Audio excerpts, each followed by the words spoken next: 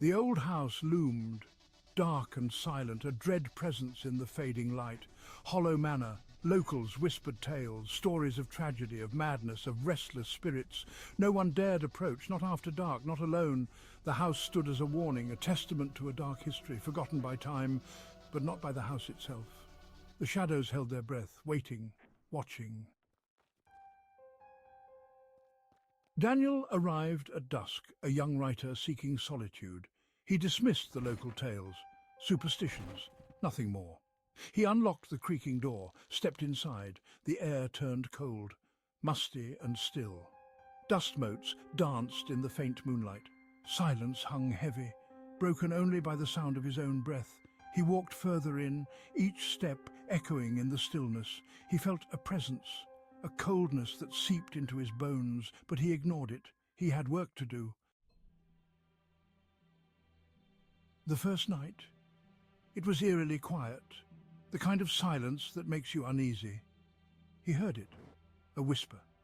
It was faint, almost like a breath against his ear, his name, softly spoken.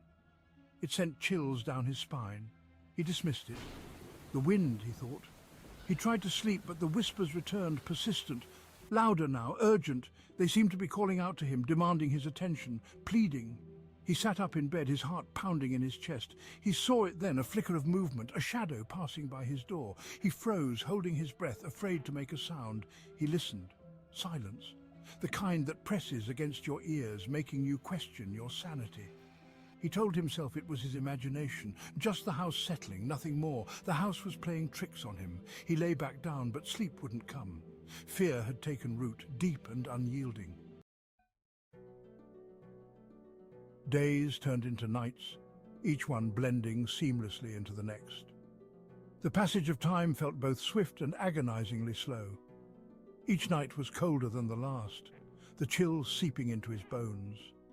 The whispers grew stronger, more insistent, echoing through the empty halls. He couldn't escape them. They followed him everywhere, haunting his every step. He started seeing things, fleeting glimpses of shadows that danced just out of sight.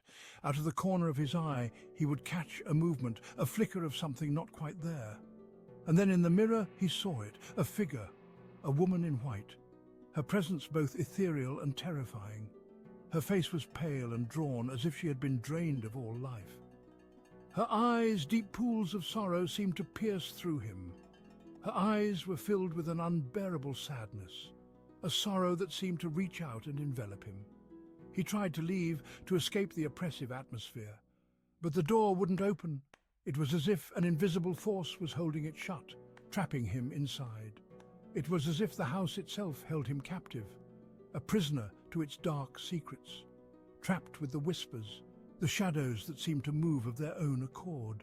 And the woman in white, always there, always watching. He was losing himself, his grip on reality slipping away with each passing moment. He was running out of time.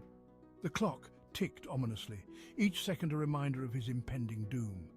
Desperation clawed at him as he ran through the dark house, searching for an escape that seemed forever out of reach. He confronted the figure, his heart pounding in his chest.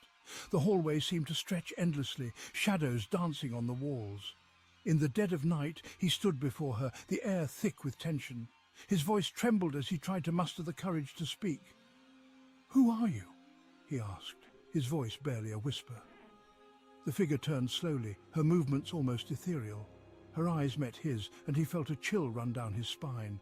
They were filled not with malice, but with fear. "Help me," she whispered, her voice trembling. "They trapped me here. I can't escape." Suddenly the room grew cold, their breath visible in the frigid air. The temperature dropped rapidly, sending shivers through his body. The air crackled with energy, an unseen force making the lights flicker. It felt as if the very fabric of reality was being torn apart. Another presence made itself known, dark and menacing. It loomed in the shadows, its form barely discernible but undeniably threatening. It lunged at the woman, its movements swift and violent. She screamed, a sound that echoed through the room. Daniel watched in horror, unable to move. He realized the truth in that moment. He wasn't the one being haunted, he was the bait, a pawn in a much larger, more sinister game. The realization hit him like a ton of bricks, leaving him paralyzed with fear.